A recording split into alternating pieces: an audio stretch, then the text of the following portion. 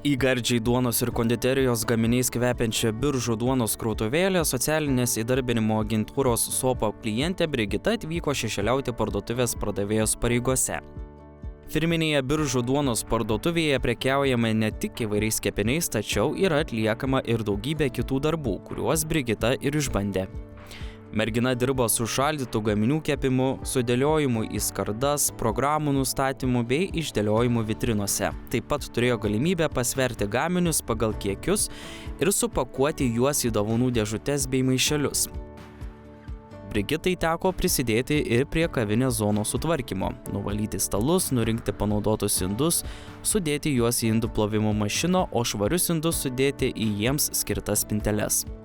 Dienos pabaigoje Brigita neslėpė džiugių emocijų, kad įveikė visas paskirtas užduotis, o nuovargio veide nesimatė nei lašo. Brigita turėjo galimybę šešėliauti parduotuvės pardavėjos pareigose Duodei iniciatyvos dėka. Kiekvienam klientui su negalia, kurie ieško darbo, mes stengiamės atrasti tinkamiausias, labiausiai jų poreikius atitinkančias darbo vietas. Ir Duodei yra puikia galimybė išsibandyti tas profesijas, kurios domina. Brigita yra baigus maisto technologiją ir todėl praleido dieną šioje įmonėje su įmonės darbuotoju ir pasitikrino savo įgūdžius ir gebėjimus, ar jai šitokia pozicija tiktų.